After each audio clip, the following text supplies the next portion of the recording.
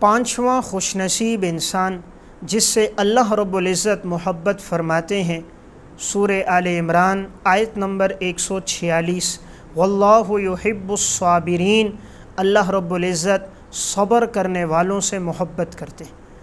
تو پانچواں خوش قسمت انسان وہ ہے جس سے اللہ رب العزت محبت فرماتے ہیں، جو صبر پر اپنی زندگی گزارے۔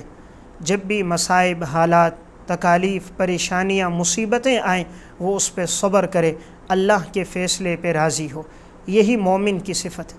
اس سے بڑی خوش قسمتی کیا ہے کہ اللہ رب العزت فرماتے ہیں میں صبر کرنے والوں سے محبت کرتا ہوں، اور اللہ رب العزت فرماتے ہیں میں صبر کرنے والوں کے ساتھ ہوں۔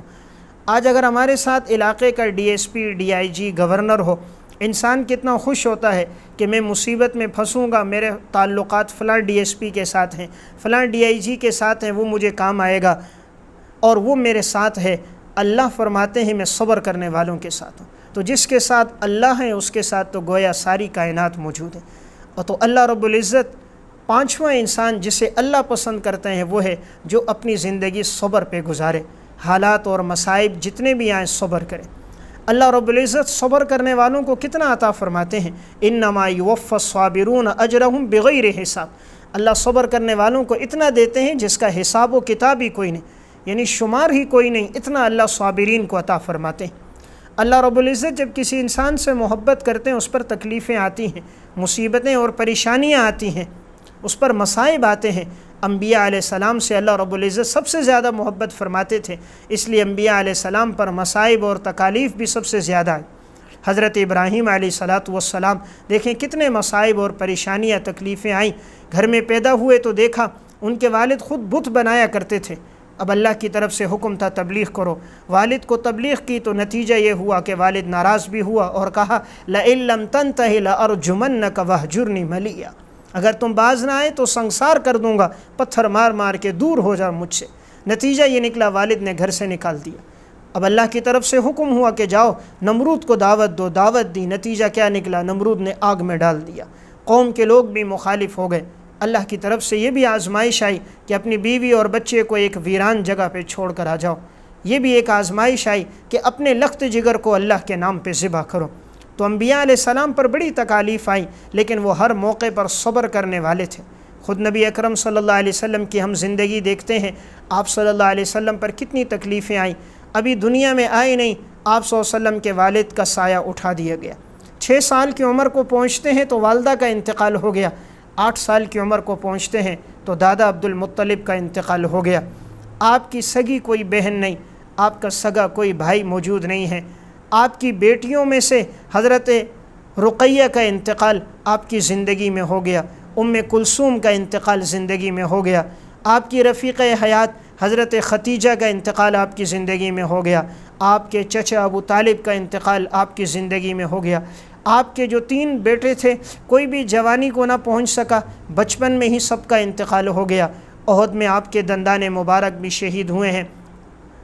طائف کے موقع پر آپ کو پتھر بھی مارے گئے، آپ کا جسم بھی لہو لہان ہو گیا۔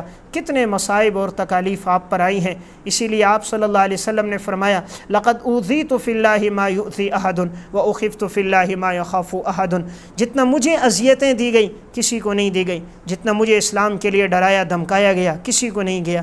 اتنی تکلیفیں، آزمائشیں آپ صلی اللہ علیہ وسلم پر آئیں۔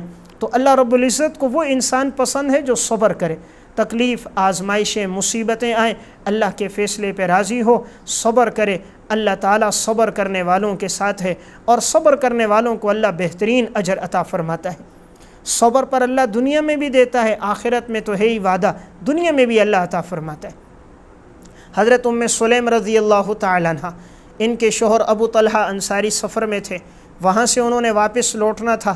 اتفاق سے جس دن آنا تھا اس دن ان کے بیٹے کا انتقال ہو گیا۔ اب انہوں نے اپنے بیٹے کو غسل دے دیا، دینے کے بعد ایک چارپائی پہ ڈال کر اوپر کپڑا ڈال دیا۔ جیسے ہی ان کے شوہر گھر آنے والے تھے، انہوں نے گھر کا سارا ماحول تبدیل کیا تاکہ شوہر کو علم نہ ہو کہ بیٹے کا انتقال ہوا ہے۔ سفر سے تھکے ماندے آئیں گے، پریشان ہوں گے، بیٹے کی وفات کا سن کر کہیں غمگین نہ ہو جائیں۔ تو اب جیسے ہی شوہر آئے، انہوں نے شوہر کو کھانا دیا، ان کی خدمت کی، یہاں تک کہ رات کو میاں بیوی آپس میں ملے بھی۔ ملنے کے بعد جب تہجد کا وقت ہوا تو پھر انہوں نے اپنے خاوند سے کہا میں تم سے ایک بات پوچھتی ہوں، یہ بتاؤ اگر کوئی آدمی کسی کو کوئی چیز امانت دے اور پھر وہ امانت واپس لے لے تو خوشی سے دے دینی چاہیے، ناراض ہونا چاہیے؟ کہا نہیں بھی خوشی سے دے دینی چاہیے، وہ اس کی امانت تھی، اسے واپس لوٹا دینی چاہیے۔ کہا اللہ نے ہمیں اولاد امانت کے طور پہ دی تھی، اللہ نے وہ امانت ہم سے لے لی ہے، اب آپ لے جائیے اس کو اور نماز جنازہ پڑھا دیجئے۔ حضرت ابو طلحہ انصاری لے کر گئے، آپ صلی اللہ علیہ وسلم کو سارا واقعہ سنایا۔ آپ صلی اللہ علیہ وسلم بڑے خوش ہوئے اور آپ نے فرمایا بارک اللہ لکما فی غابر لیلتکما، اللہ تعالیٰ نے تمہارے رات کے ملنے میں برکت ڈالی ہے۔ پھر ان کے ملنے سے ایک بیٹا پیدا ہوا اور پھر آگے اس کے 7 بیٹے پیدا ہوئے، اور اللہ تعالیٰ نے ان کی اولاد میں بڑے بڑے قراء، علماء اور حفاظ کو پیدا کیا۔ تو امام ابو نعیم اصفہانی رحمۃ اللہ علیہ نے حلیۃ الاولیاء میں یہ نقل فرمایا ہے۔ تو دیکھیں صبر کیا، صبر پر اللہ بھی راضی ہوا، اللہ کے رسول کی خوشنودی بھی مل گئی، اور اللہ رب العزت نے ایک بیٹا دیا، اور پھر آگے ان کی اولادیں ہوئیں، ان اولادوں میں قراء، علماء اور حفاظ پیدا ہوئے۔ یہ سب کچھ اللہ نے صبر پہ دیا۔ تو اللہ رب العزت کو 5واں انسان جو پسند ہے وہ صبر کرنے والا ہو، انسان کی زبان پہ شکوہ شکایت نہ ہو، گلے شکوے نہ ہو، اللہ کے فیصلے پہ راضی ہو۔ حضرت حمنہ بنت جہش رضی اللہ تعالیٰ عنہ زینب بنت جہش کی ہمشیرہ ہیں۔ غزوہ احد کا موقع تھا، انہیں خبر ملی تمہارے خالو حضرت حمزہ رضی اللہ تعالیٰ عنہ کو شہید کر دیا گیا۔ انہوں نے پڑھا انا للہ و انا الیہ راجعون۔ تھوڑی دیر بعد خبر ملی تمہارے بھائی عبداللہ بن جہش کو بھی شہید کر دیا گیا، انا للہ و انا الیہ راجعون پڑھا۔ کچھ وقت گزرا، پھر خبر ملی تمہارے خاوند مصعب ابن عمیر رضی اللہ تعالیٰ عنہ کو بھی شہید کر دیا گیا۔ اب برداشت نہ ہوا، ایک چیخ نکل گئی، پھر انا للہ و انا الیہ راجعون پڑھا۔ آپ صلی اللہ علیہ وسلم نے فرمایا یہ خاتون برداشت کرتی رہی، لیکن جب شوہر کے صدمہ ان کے سامنے آیا تو یہ ان سے برداشت نہ ہو سکا۔ تو دیکھیں ایک دن میں 3 جنازے اٹھ گئے، ایک دن میں خالو کی بھی شہادت، ایک ہی دن میں بھائی عبداللہ بھی شہید ہو گیا، اسی دن میں خاوند مصعب ابن عمیر بھی شہید ہو گیا، لیکن صبر کے دامن کو نہیں چھوڑا اور اللہ کے فیصلے پہ راضی رہے، اپنی زندگی کو خشیت اور تقوی میں گزارا۔ اس واقعے کو قاضی ایاز مالکی رحمۃ اللہ علیہ نے بھی نقل فرمایا ہے، اور امام ابن ہشام رحمہ اللہ نے سیرت ابن ہشام میں، اور حافظ ابن کثیر رحمۃ اللہ علیہ نے السیرۃ النبویہ میں نقل فرمایا۔ تو واقعہ سنانے کا مقصد ایک دن میں 3 شہادتیں، لیکن شہادتوں کے باوجود صبر کے دامن کو ہاتھ سے جانے نہیں دیا۔ یہی غزوہ احد کا موقع ہے۔ ایک انصاریہ صحابیاں ہیں، اس غزوے میں ان کے شوہر کی بھی شہادت ہو گئی، بھائی کی بھی شہادت ہو گئی، ان کے بیٹے کی شہادت بھی ہوئی، والد کی شہادت بھی ہوئی، لیکن صبر کا دامن نہ چھوڑا۔ ہر موقع پر یہی پوچھتی تھی یہ بتاؤ حضور کا کیا حال ہے؟ تو آگے سے جواب آتا حضور کے بارے میں علم نہیں، تمہارے خاوند کی شہادت ہو گئی۔ آگے گئی پوچھا حضور کا کیا حال ہے؟ کہا حضور کے بارے میں علم نہیں، بیٹا شہید ہو گیا۔ آگے گئی معلومات لی، کہا حضور کے بارے میں صحیح علم نہیں، البتہ تمہارے والد کا انتقال ہو گیا۔ تو والد کی شہادت، بھائی کی شہادت، خاوند کی شہادت، لیکن صبر کے دامن کو نہیں چھوڑا۔ حضور سے محبت اور تعلق کتنا۔ آگے گئیں، آپ صلی اللہ علیہ وسلم کے چہرے پہ نگاہ پڑی تو فرمایا جب حضور زندہ سلامت موجود ہیں تو ہر مصیبت کا سہ لینا آسان ہے۔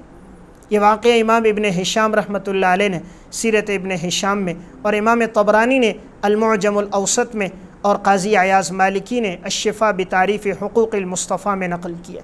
واقعہ سنانے کا مقصد کہ کتنے مصائب آئے ان لوگوں پر، کتنے حالات آئے اس خاتون پر، ایک دن کے اندر کتنی شہادتیں ہو گئیں، لیکن اس کے باوجود صبر کے دامن کو نہیں چھوڑا۔ تو اللہ رب العزت کو 5واں انسان جو پسند ہے وہ ہے کہ جو صبر پر زندگی گزارنے والا ہو، تو اللہ صابرین سے محبت فرماتا ہے۔ غزوہ احد ہی کا موقع ہے۔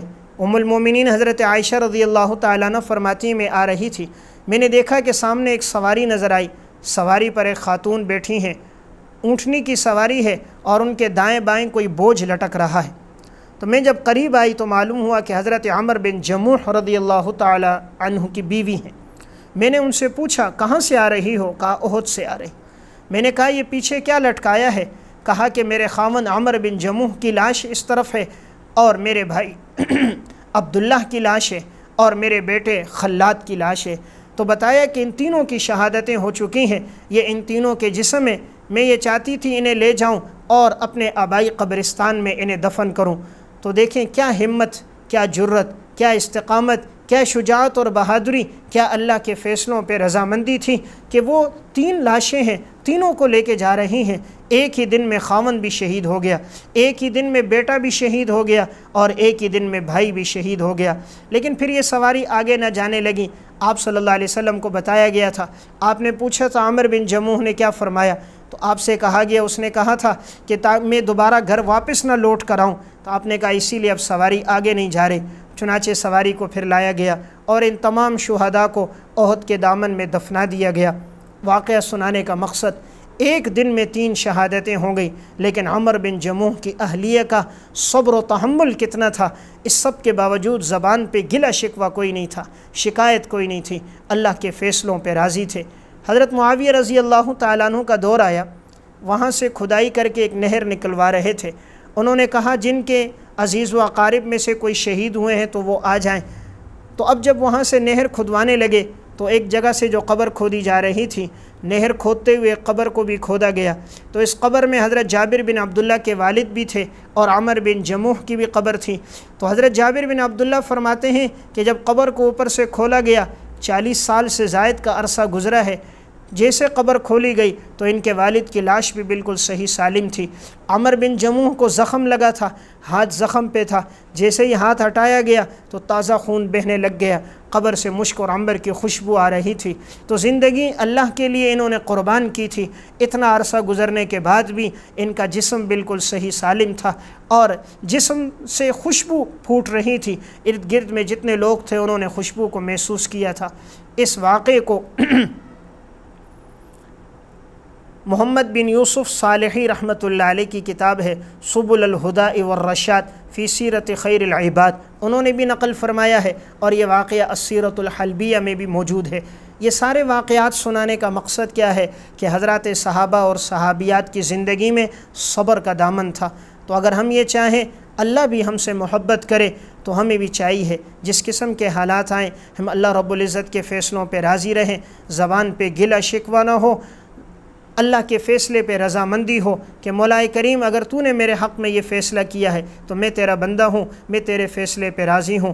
مومن کی تو بڑی عجیب حالت ہے، حدیث میں آتا ہے اگر اسے نعمت ملتی ہے تو اللہ کا شکر ادا کرتا ہے تب بھی اجر و ثواب، اور اگر پریشانی آتی ہے تو صبر کرتا ہے تب بھی اجر و ثواب۔ یہ تو دونوں وقت میں ہی صبر کو پا لیتا ہے، دونوں وقت میں ہی اجر و ثواب کو پا لیتا ہے۔ تو اگر ہم چاہیں اللہ ہم سے محبت کرے تو 5واں خوش نصیب وہ ہے کہ جو صبر کرنے والا ہو۔ ہم بھی اپنی زندگی میں صبر کو لے کر آئیں۔ علماء اکرام کے نیو بیانات سننے کے لیے آپ ہمارے فیس بک پیج کو لائک کریں اور ہمارے یوٹیوب چینل کو سبسکرائب کر کے بیل آئیکن پر کلک کیجیے۔ اپنی نیک دعاؤں اور تمناؤں میں ادارہ سعد نشریات کو یاد رکھیں۔ شکریہ۔ علماء حق کی آواز، سعد نشریات۔